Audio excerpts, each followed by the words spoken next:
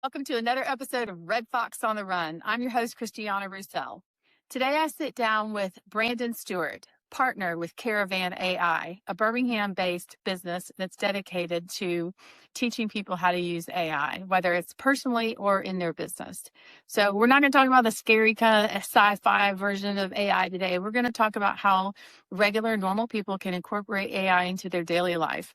Whether it's moms, dads trying to help with homework, whether it's menu planning, whether it's a small business that's looking to streamline some of their productivity, maybe their email marketing. I'm a creative, so how do I use AI? We're going to talk about all of that today, and I can't wait to hear what you have to say. Hi, I'm Christiana Roussel. Welcome to another episode of Red Fox on the Run. Today we're going to be talking about AI, not in a sci-fi kind of creepy way, but we're going to talk about it in layman's terms and everyday uses and how we can all incorporate a little bit of AI into our lives to make things that we do, whether we're a small business owner, a creative, a mom, a dad, anything that you've got going on. There's some ways that you can incorporate AI into your daily workflow. So I'm honored to be able to sit down today with Brandon Stewart. You're a partner with Caravan AI, a Birmingham-based company that's all about training people to use AI. Mm-hmm. So I'm really excited to share your story. I'm fascinated by it. Before you got into the work that you do with Caravan, and we'll get into that, you had some real world, not techie experience. Right. So tell me a little bit about your journey to get to Caravan. Yeah. So, I graduated from the University of Georgia in finance. I was a finance major and I did investment banking and private equity after college. So I was very focused on finance, very mathematical mind, I guess. And I moved to Birmingham really to start my entrepreneurial journey. And in 2010, my wife and I moved here, and in 2011, I opened my first Jimmy John's. Okay, Jimmy John's. So Jimmy John's was the first brand that I engaged in, and over the years grew that to 62 units, and sold those, in basically the middle of 2024. And I also ran a company after that. I ran a company called Hydrolife Therapy for 2 years. Okay. Which does IV treatments? Yep. Things like that. Okay. IV therapy, and it's a retail location, and we grew that through franchising. So that's why I came on board. I've got the franchise experience, and so we sold 20 units all over the country, and getting those open right now. And then in the beginning of 2024, I got the opportunity to buy 43 Burger Kings out of bankruptcy, and so we bought those, and that is it was in bankruptcy, so it's a pure turnaround. But we felt like, with our expertise and operations mindset, that we would be able to turn that around. So it was, and from a business perspective, when you have a business that you're buying out of bankruptcy, you're able to quickly identify, do a SWOT analysis basically, but identify the strengths and weaknesses of that business and how you can leverage the strengths and mitigate the weaknesses. Yeah, exactly. The strengths would be the brand, right? Yeah. Burger King. Yeah. That's probably about it in this group of stores. We had some really great people that just sort of stuck it out through all the mess of bankruptcies, and like those are operators. Yeah. Okay. Like, I mean, we're talking, down general managers and just like people that just sort of stuck it through. Okay. To this day, I don't know why they did. But, yeah. But you're glad they did. I did. Yeah. And they, so you got some sort of diamonds in the rough in that situation, and it was great. And then, but fixing the rest of the team and essentially turning over the entire company is very, very difficult. Yeah. And that's kind of how I ended up in AI. So you were able to identify the problems that were in those businesses that led them to bankruptcy, and kind of come up with some solutions for fixing some of those problems. Yeah, most of it's operations, just basic blocking and tackling. Yeah. A lot of repair and maintenance issues that we needed to just bring the stores up. Okay. And, in the summer of last year, we really had a lot of it, there were more technical issues that I could not solve for with AI. And these they've been around since we bought the company, but the software that we were using just wasn't really cutting it for certain things. And a good example of that was we changed our POS company last summer. Okay. And point of sale. Yeah, point of sale company. Yep. And so that's our registers. And when that happened, it used to be that if an employee didn't clock out, before we closed out the day, Right. we would just clock them out, and then you could close the day. You were not allowed to close the day without clocking that person out. Yeah. When we changed systems, it changed, and so now we have this like automatic close of the day. And so the automatic close, if you didn't clock out, it just automatically clocked you out at 4 a.m. So you can imagine if you left at 8 or 9 o'clock at night and you didn't clock out, now all of a sudden you clocked out at 4 a.m. If we don't catch that, you're going to make a lot more money than expected. It comes off your bottom line for sure. And people figured that out pretty quick. Yeah. So that was one issue that I just could not, we didn't have the manpower to go through all of the clock ins and clock outs. We had 1,200 employees, Wow. And so it was very difficult. And so I just started, I've been using AI tools for a long time at that point, but really dove in and said, how can I use this practically in my business? How can I like automatically build these things so that we're getting these reports every day and coaching. And the other thing that we did was I kind of alluded to it, but these coaching reports. So, me as a CEO, my brand president who was kind of in charge of the day to day, and probably the district managers, all of us are able to look at data and, a schedule, an after action report from yesterday, something along those lines. And we can see where the labor issues are. We can see what happened. We can speak in that language. But when you go below that, and even some district managers need some coaching along the line, AI solved a lot of that for us. And so now I could just hand my team a report every morning that says, not only did you miss labor by 2%, but here's why, and here's what you need to do today, and here's who you need to coach. And by the way, this person didn't clock out, so you need to write them up. And it's just this huge list of things that just like, it automates it for you. Yeah. And you can come back with that information practically in real time. Right. And you're not waiting till a month out when you're closing out the month. Exactly. So you can be really, really nimble. Right. That's awesome. Yeah. So I want to demystify a little bit of the ecosystem, because I'm sure that, we all know that there are different types of AI and different systems. And so you probably used one specifically for that. But could you talk about the different types when we take it out of the business world, and how people like me, and I'll talk about how I use AI and what I do, but how, the different operating systems or the platforms you use for AI. Yeah. So, I joined Caravan in February, I guess it was February this year, March of this year. And, wow. So it's very new. Yeah. But, I'm just super passionate about AI. I love learning about it. It's just great. I've never had a job where I've been able to like really build a passion around it. Yeah. Right? It's just fun to go to work every day. It's overwhelming because things are changing so fast. So fast. And I think when it comes to the different platforms, I subscribe to all of them. Okay, so those would be. So, OpenAI has ChatGPT, right? Anthropic has Claude. Okay. You have Gemini, which is Google's platform. Okay. Also, X has Grok. Oh yeah. So I have Grok as well. All right, that wasn't on my list. What else am I missing? Copilot, which is the Microsoft. Yeah. They have entrenched themselves in a lot of companies. Yes. So Copilot's great too. Okay. So we subscribe to all of them just because we want to be aware of the different nuances between them. But as a normal consumer, just pick one. There's no reason to. And so I know that some are free and some you do subscribe to. Yeah. So let's talk about the pros and cons of free versus subscribing. Yeah, those fees can add up too. It's been a long time since I've been on the free version. Yeah. But I think in general, whenever something is free, there's some other side to it, right? Yeah. And so now ChatGPT is doing ads inside of their platform. Okay. So that could be something you don't like. Sometimes they train on that data.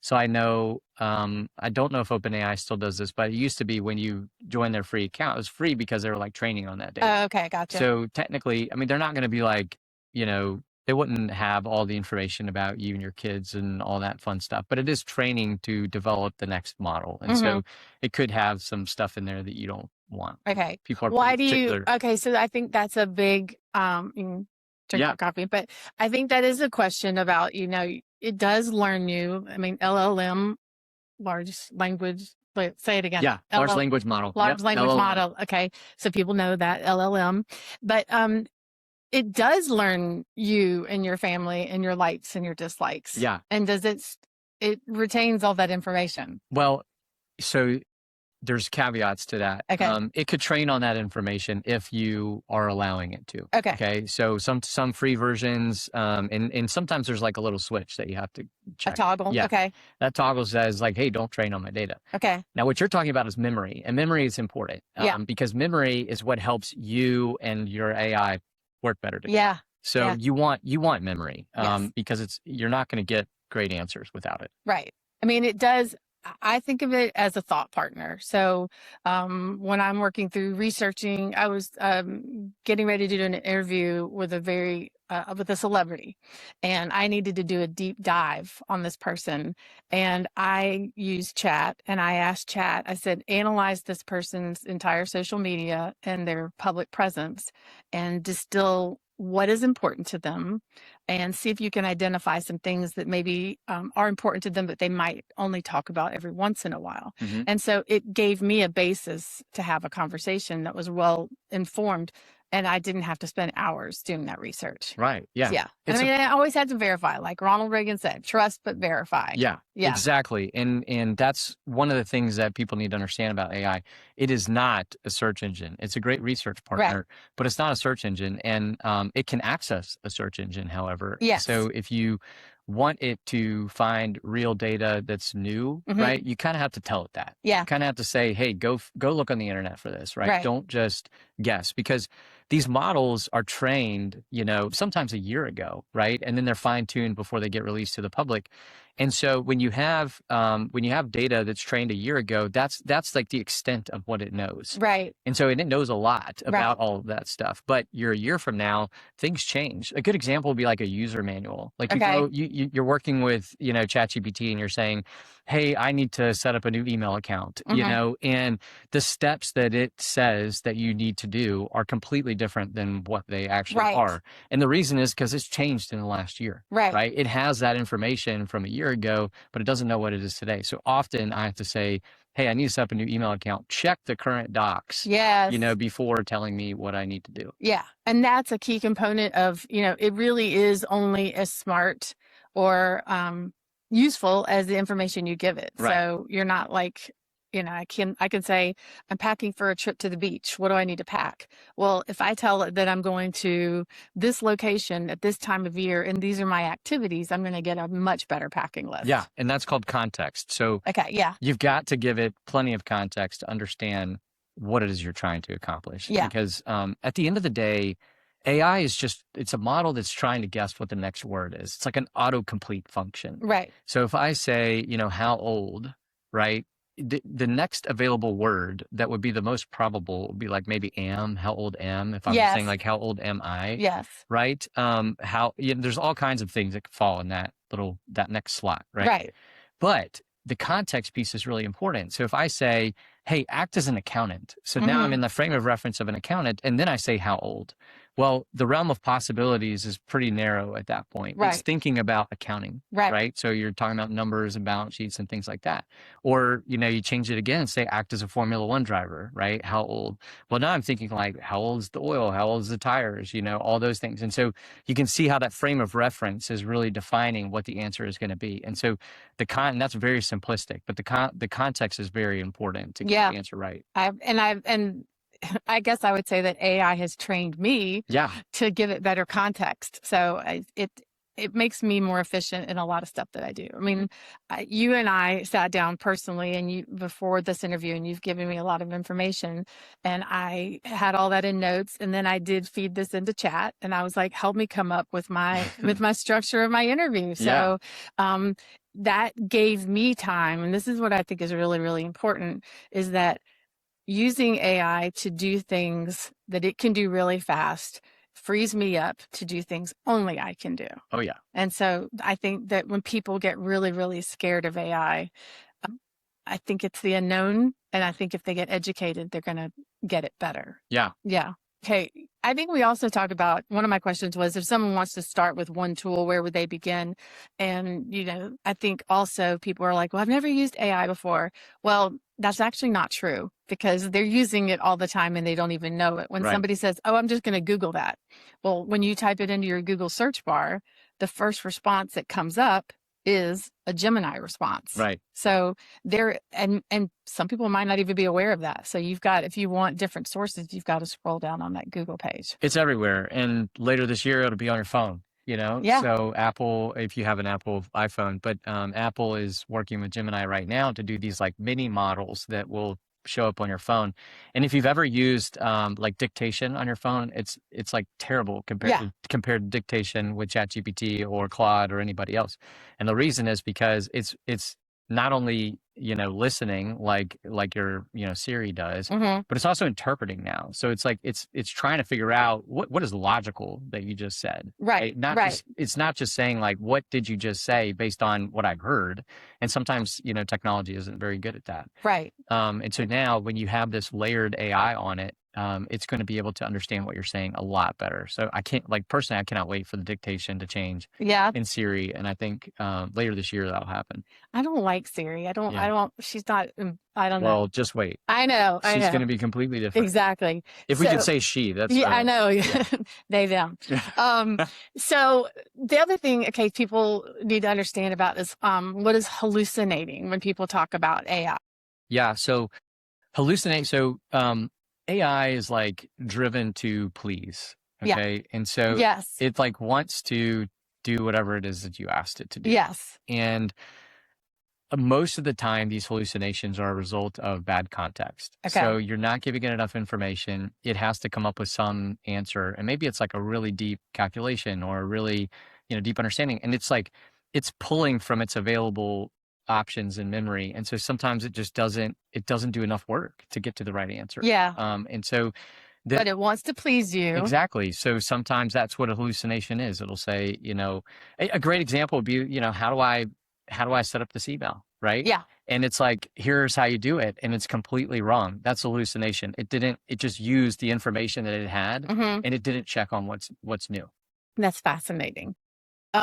I was using chat the other day for something. It was a personal thing. I was trying to design like a belt or something, and chat knows me, and it was like knows what my preferences are, and then it gave me some responses, and then it came back and it said personally what I would do, and I was like, personally, okay, this just crossed a line with me, but my spidey senses did go up when I saw that. I was like, what person? Yeah. Who are you? Yeah. So, all right. So if someone wants to start with one tool, where should they begin? Like if nobody's ever used it before. That's a great question. I mean, any of the major models would be great. So, I mean, Gemini, Gemini, Anthropic, which is Claude, and ChatGPT. I think all three of those would be phenomenal. You know, that's a good place to start. They're what's called frontier models. I mean, they are at the top of you know, the available opportunities. And so if you subscribe to one of those, you're pretty much going to be on top of whatever's coming next. Okay. Gotcha. And I guess it also, you know, to backtrack a little bit, it depends on what you're going to be using it for. Sometimes, yeah, they each have their sort of nuances. I think that's converging. So I think what's happening is as these frontier models get better and better, the difference is, you know, it's mostly in like the user experience that they're building a lot right now around that user experience.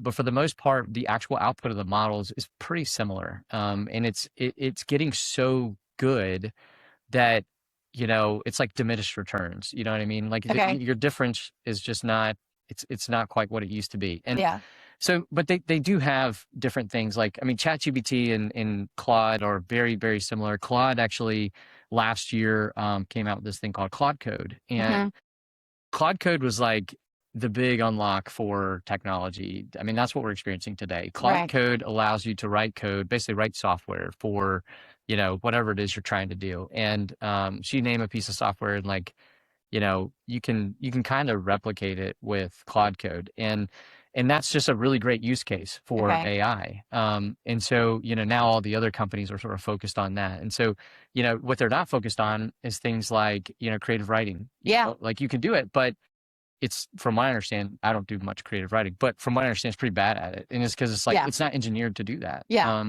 And there's probably because there's not as much money in that, you know? Right.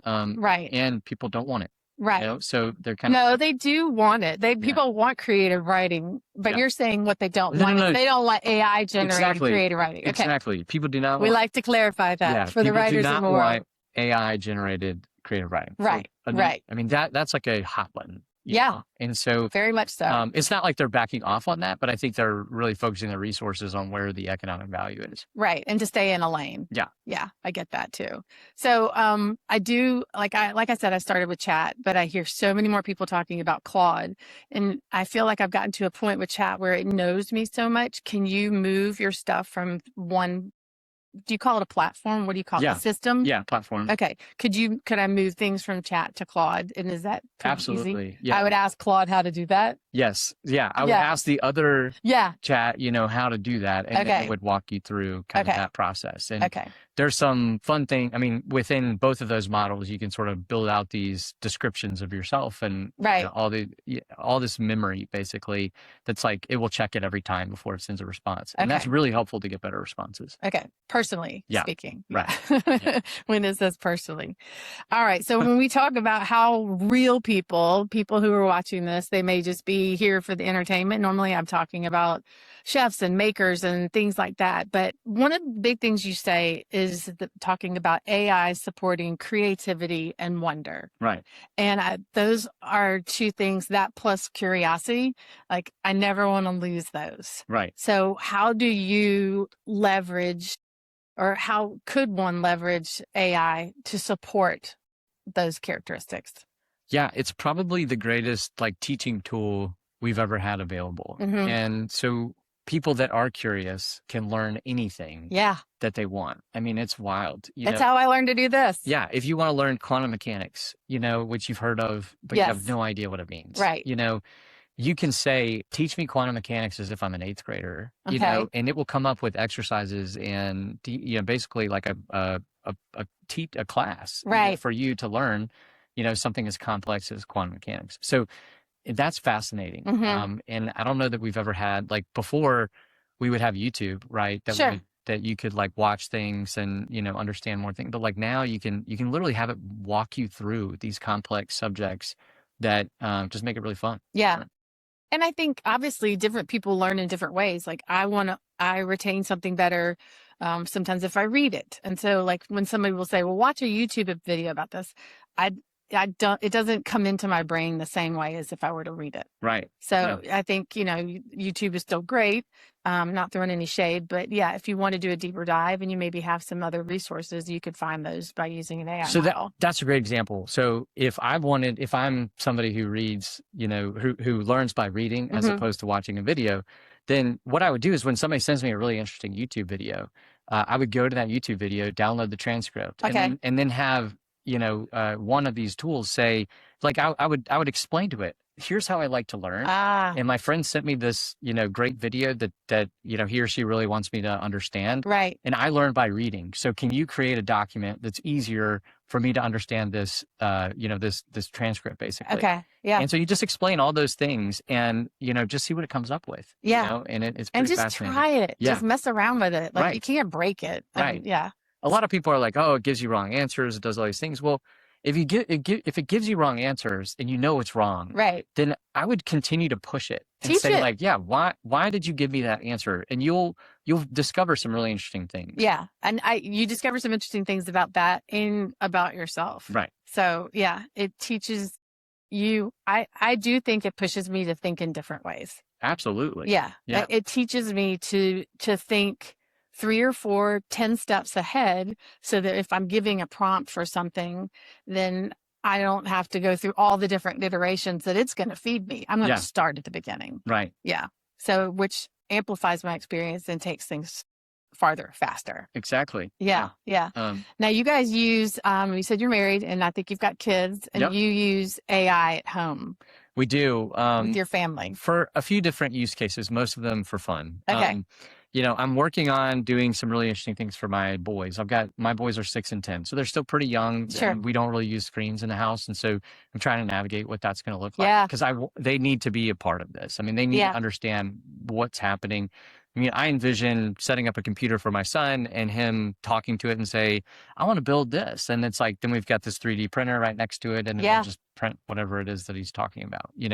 Those are the kind of things that I want to do for them. But today, for Mother's Day this weekend, I did not come up with this idea. A friend of mine did, but it was genius. He took a picture of his 2 children and his mom and asked, I think it was ChatGPT, hey, can you create a coloring book page that I could use, for my kids to color and give to my, and it was like a amazing, coloring book page, like you would see in a coloring book, but it was like of their family. And so of course I ripped that off, and both boys, basically colored a picture of their mom and them. And it said Happy Mother's Day. It was just genius. Genius card. The other thing we use it for, my son is, he struggles with spelling. It's like one weak point in his, education. And so the teacher started giving him words on Mondays. And at first, for weeks, we were just like calling out the word, and then he would spell it, and then like it just wasn't working. And so that clearly was not the way he needed to learn. And so I went to it's ChatGPT at the time and said, act as a what was it? It was like a basically a professor who, is an expert in child education. Like a PhD in child education. That's what I said. And kind of went in detail of like who my son is, where the issues are. And hey, this teacher gives us words every day. And so, by the way, like we don't have time to engage. Like my wife and I both work. So like we can't just sit at home and, we can call out words, but like we can't really work through a lot of stuff. And he spends, half the day at EDP after school. So the extended day program. And so I wanted to create a packet for him that's a daily packet, right? We get the words on Mondays. That means Tuesday, Wednesday, Thursday, he will have a worksheet that like helps him get through his spelling.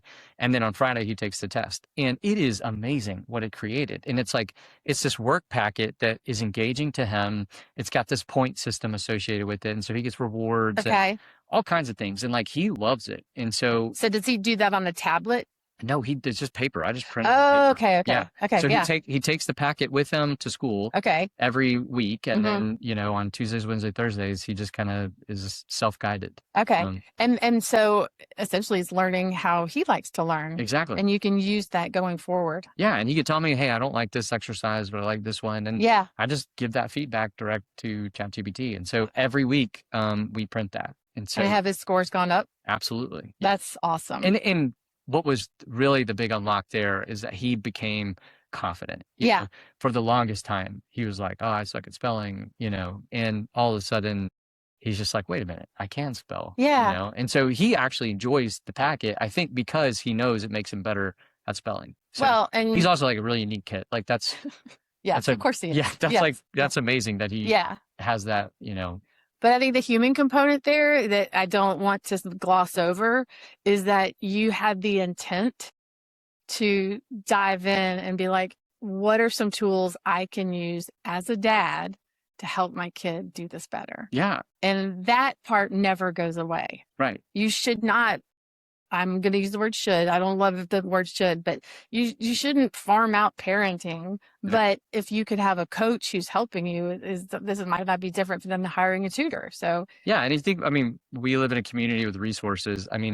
If George, struggled with spelling, I could go to teachers and like maybe even talk to a professor or something. But that's you think about AI, it's truly like, to me, it's the great equalizer. Everybody's worried about suppression and things like that. But I think that, if you're somebody who doesn't have those same resources and all of a sudden, just imagine, like, you could do the exact same thing I did and get the exact same packet for your kid. Yeah. And yes, I'm thinking about it. Like, I know I had a general idea of what I needed to do, but most people don't. And so the way that you get to an answer is just say, hey, yeah, I'm trying to do this. My son's struggling in school. Like, can you help me? And it's as simple, that's how you start. And then it's like, sure, here's what I can create for you. And so I do think it's just a really fantastic tool for equalization. Yeah.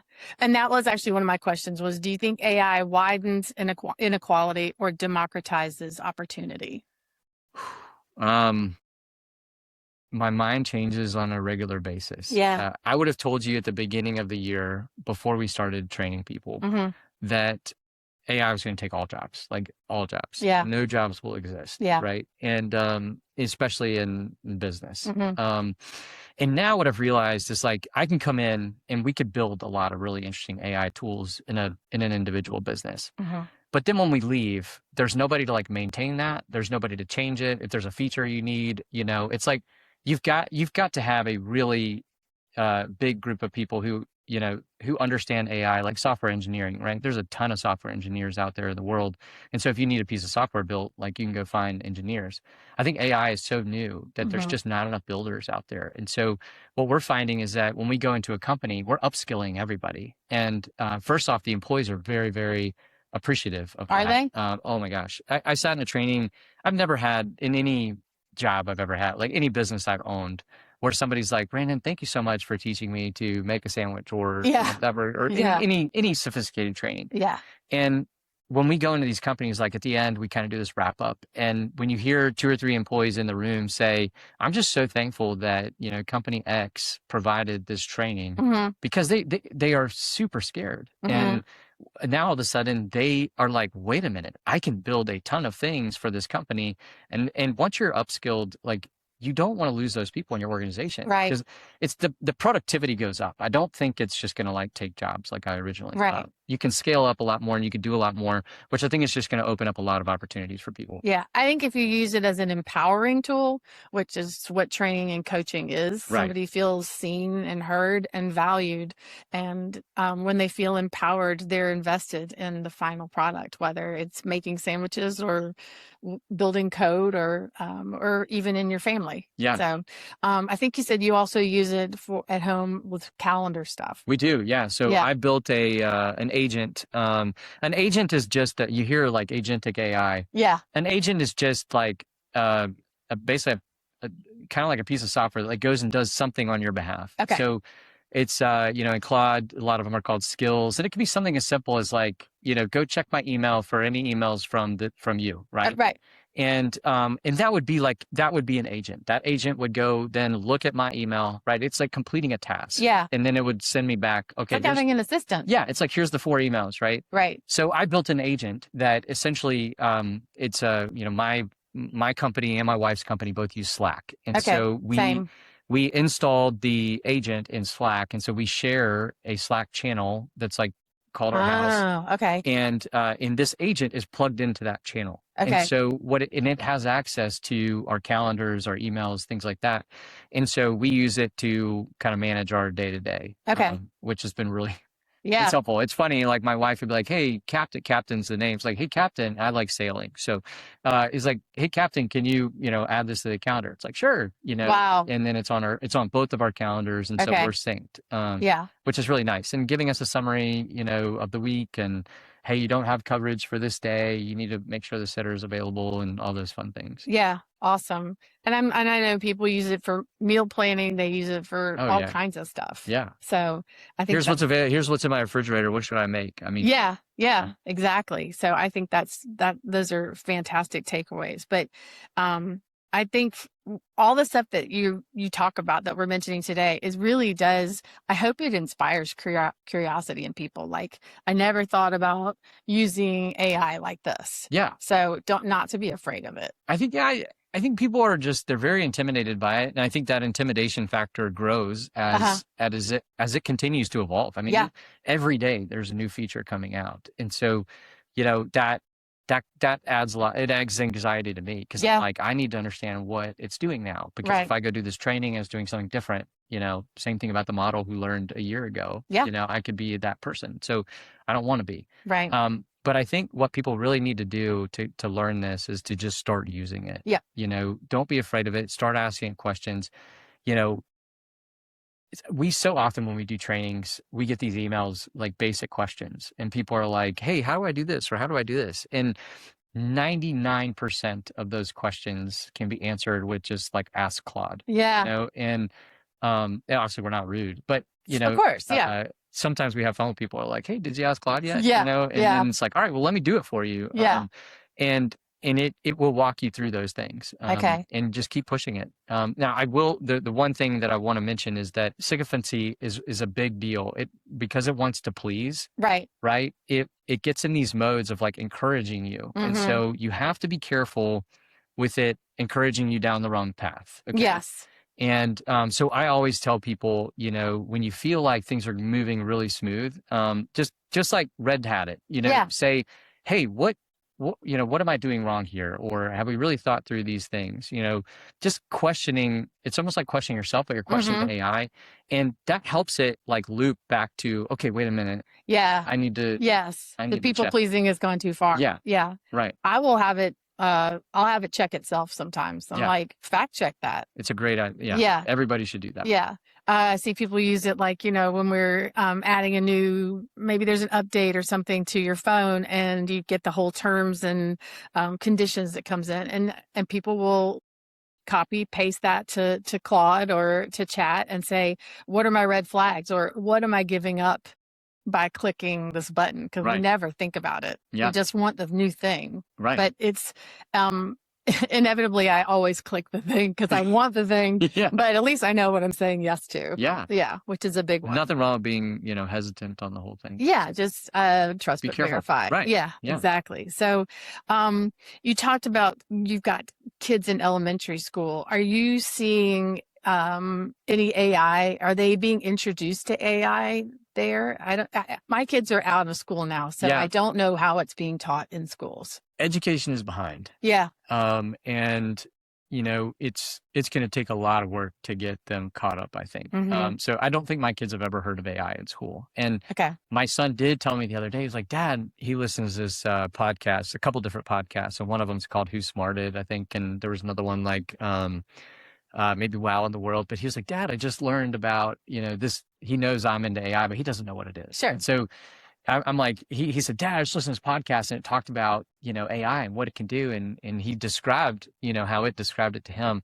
And so he's very interested. But I think in general, I talk to a lot of college students, most of them are not like, that's all they should be doing right now is learning how to use this better. And most of them are just still using the basic chat, which is fine. But, they're using it maybe to help them study. And that's the extent of it. Like, right. They really, I mean, if I was in college right now, the opportunity is here. And so you could just take time to learn it. Any employer is going to hire you if you know how to use AI. Right. And that kind of brings me to another question of what generation is most at risk for being left out of the AI revolution?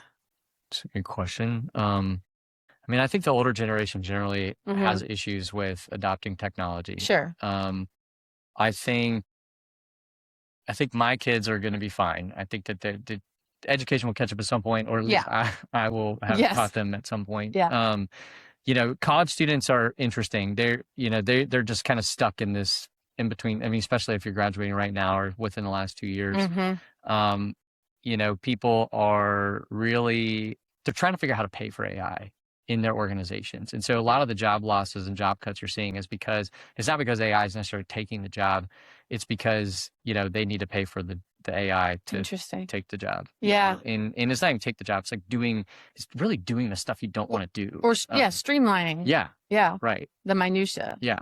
But yeah. So we have all these people that move paper from one desk to another. Right. But it's folders on a computer. Right. And so, and like that's the gist of what they're doing. And they're interpreting the document and entering it or whatever. Right. And like AI can do all that. Right. So, it can help you do things that, are less monotonous. Yeah.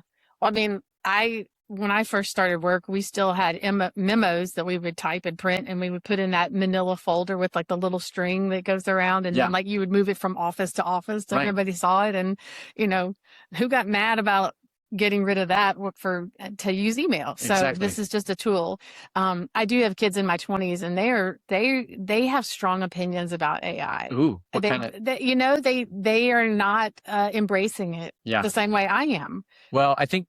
And that makes me, I worry. Yeah, I would too. If you're, but you gotta like put yourself in their mindset. Yeah. Like they're probably having a hard time getting a job. Like it's just a weird market right now. Yeah. And so, if you graduated in like the 2008, 2009 timeframe, like you hated, people who sold mortgages. Yeah. I mean, it's like the same thing. So today, it's taking jobs. And so there are people who are like anti-AI. And I just don't think that's healthy. I mean, it's not as much as like they would want it to go away. I mean, I've seen people like just straight up angry about, and I don't know what it would be like to be that angry about something that there's like no hope of stopping, Right. and it has just gone past that point. Now, I think there are things that we can do. The things that people are worried about with taking jobs and like, economic disparity and things like that, I think we can solve for those through, common ownership agreements and, I don't know, the government investing in these companies, there's all kinds of ways that we can solve Right. those problems to help people who are displaced. But I think that I think like just being anti-AI is Yeah. just not healthy. Yeah. I mean, a great example is like looking at all the data centers, all the rhetoric that goes on around data centers, and media doesn't help anything. But if you really start digging into, like the water, I mean, people are worried about taking a bunch of water, and there's only like 2 states where they actually use water in a way that it evaporates to cool. So you lose that water, but most of them are closed systems. And so Okay. you use water one time and then it's just a closed system and it just keeps cooling. Okay. So you're not having Right. to source new water. Exactly. Okay. Yeah. So And there's that's just little things like information that people, yeah. but people are like just dead set on the thing they heard in the news. Right. Well, and I think a lot of that also comes from the fact that I believe that the way we receive information is we're so incredibly siloed that, we're not all tuning in and at 6 o'clock to watch the evening news. We're scrolling and Right. and what I see on my phone is different from yours and everybody. So I think that is the challenge, to dispel some myths Right. around it. So Yeah. So when I've seen huge changes like within the past year, within the past 3 months, the past month, with just how I consume media and how I use AI, things like that. So when you are in the business and you're looking around the corner, what do you see? Oh, geez. It Get is your crystal ball out.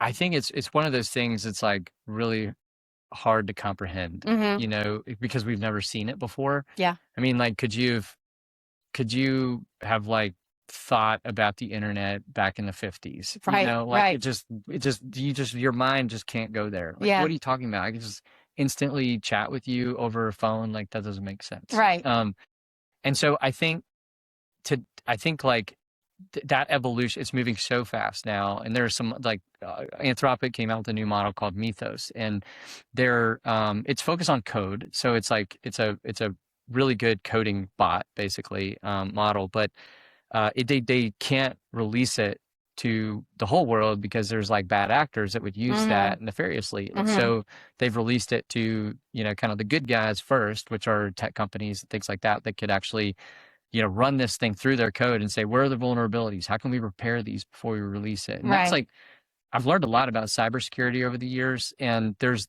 constantly a dynamic of like the good guys and the bad guys. And we just, the way it works is like the good guys just sort of always are a little bit of ahead. We hope so. That's what we want. We need the good guys to be at least 3 steps ahead. Right. So when you start talking about that kind of stuff, it just gets weird. Yeah. And I think, we hear about artificial general intelligence, which means basically can like, act on its own within guardrails, but like it's self-perpetuating. I mean, if it builds a model and then uses that model to build the next model on its own, I mean, it just seems like it's like infinitely capable. Right. And so what does the world look like at that point? Yeah. And there's some really great, like that's a really scary thought. Yeah. Right. But also if you change your algorithm to look at like, abundance podcasts and things like that, it's like, it could be fantastic for the world. I mean, all of a sudden, we're just producing so much that everybody can have whatever they want, and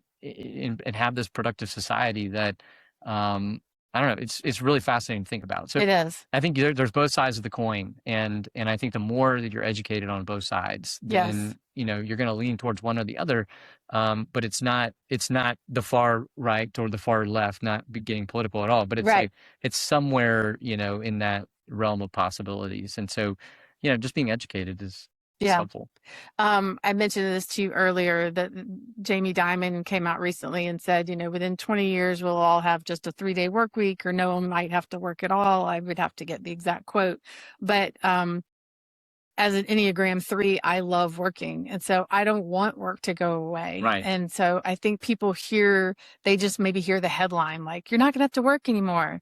But I think it does give us room to pursue passions that could be monetized. Does that work? Yeah. And I think if this inspires anybody to do anything, it should be to tap into this, to hone in on your passions and see what can you offload that is the minutia or the stuff that is part of your daily grind that does free you up to pursue more of those other That's things. exactly right. It's all the things you don't want to do. Yeah. Like, I think like I could work really hard at golf and tennis if Yeah. I had the option. Yeah. You know? So Yeah. who knows? Yeah, exactly.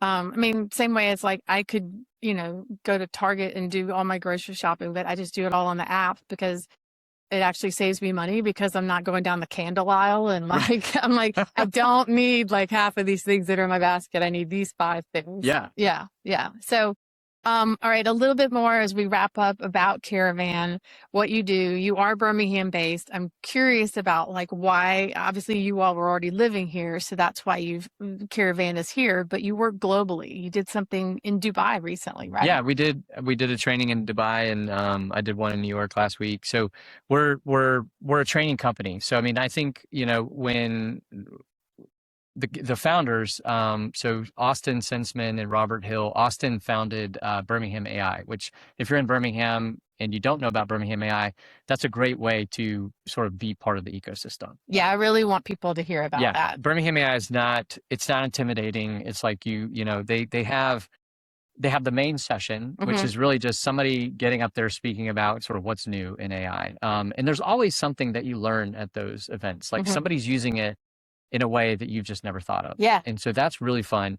And then they have all these breakouts. So they have like marketing and sales and, legal and all these things that like, where it's like people of the same mindset, maybe you're a marketer. And so like all the marketers, industries show up at the same place. And then they're like, how are you using AI? So it's just like, it's like a self-help group kind of thing. And so that's great. So Austin started that with a guy named Will Blackburn, I think in like 2022 or 2023, just recognizing that we didn't want what happened with social media to happen with AI. It's like, say more about that. The mission is let AI happen for you, not to you. Okay. Right. That's an important takeaway. It is. And I think a lot of people are letting it happen to them. Yeah. And I think that's where we kind of get in trouble and resentful. And that's what we've seen with social media. Yes. So that was the original kind of thesis, and it's just grown into this huge group, and it's very welcoming, and everybody can join. It's a lot of fun. And the website is birminghamai.com. Maybe .org. Okay. Something. Okay. Yeah, we can put it in chat and find out. Yeah, they meet at the Innovation Depot. Okay. And there's all kinds of sessions, but Austin and Robert, basically went around to a bunch of CEOs like myself and was like, how are you using AI? What do you want in AI? And I think originally they were thinking that Caravan would be builders, that we would go in and like consult and build and help. But then what we found out is that training is nobody knows how to use this stuff.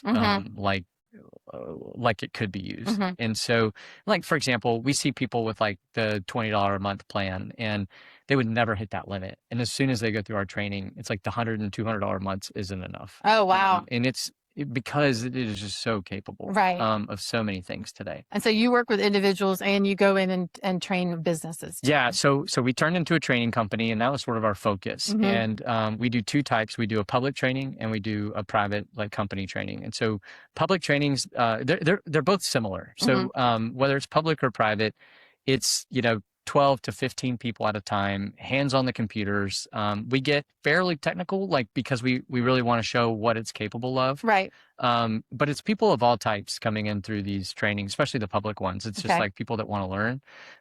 But then in the company trainings, it's the same thing. It's like 12 to 15 people at a time. But we're kind of like jump starting it within the company. And that's really cool to see, like a team of 12 to 15 sort of come together and start creating all these really interesting things that are increasing their productivity. And, people are just like excited about it after that. So, and that's why I say it's the most fulfilling thing I've ever done. Because when we're done with the training, I've heard several times, like, and this is weird to say, but like, you've changed my life. Yeah. Like, I don't know what to do with that, but it feels really good when somebody says it because it's genuine. And that's sort of why we have this passion now, because it's just become it's become really fun to help people. And I'm Yeah. just generally, that's my mindset. Yeah, So you're a very positive person. yeah, I try Yeah. to be. Yeah. And I think that's, I think when you also bring, to bring an AI expert into a company, also probably would allow employees to kind of relax a little bit. Like, okay, this is something we're talking about. Yeah. Like it's been sanctioned for us to use this, and we are encouraged to leverage this to work better. Yeah. And everybody here is on the same page and the same team. So that's something you can convey as well.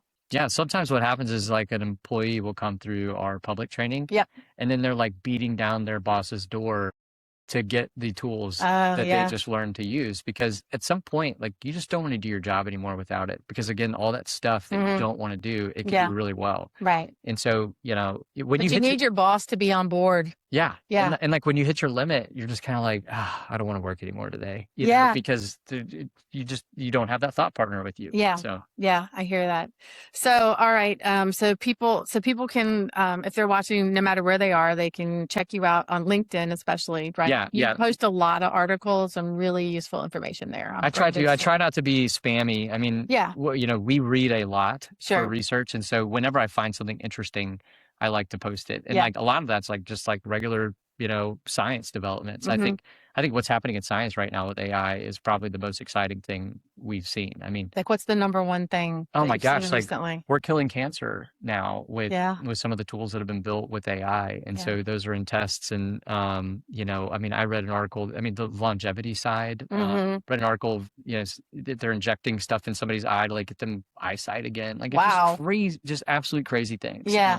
There are people out there, like, I'm not educated enough on everything that's going on to say this, but like there are very, very smart people that are saying like most diseases will be solved within 5 years. And that's like, that's a wild thing to think about. That is a fantastic thing to think about. Is. If you were studying breast cancer or whatever, and you could have all the research online and be like, what am I not thinking about or something? And not that it's going to totally solve the problem, but it may give the researcher a new thing to think about. Like, wow, I never thought about attacking it this way. Right. Exactly. Yeah. There's some, like, if you just start reading about it, there's some crazy things that they're doing that I mean, they're hard to comprehend, but AI is helping us discover them and model it out too. Right. Modeling out some of these scenarios before we actually start injecting people is that's key. It gets us, speed to market much faster. Yeah. Yeah. So Birmingham, we haven't been traditionally known as a tech hub. Right. But what does it mean to have Caravan in Birmingham? I think it's something special. Yeah. Our website's thecaravan.ai. Okay. But I think we really have Austin to thank for creating this ecosystem in our city. And now it's just become this behemoth, and like there's so many people that are a part of it. And I don't know that this is happening in many cities. Yeah. And so it's fun to see. And it feels really good to go around to like local businesses that you've known, your whole life. Yeah. And all of a sudden they're learning AI. Like, you could tell they stair stepped. Yeah. And they're coming from here to here, kind of overnight. Yeah. And the stuff that's going to be coming out of those companies is going to be really cool. That's awesome. So I'm very excited for us to have a good base here. Yeah.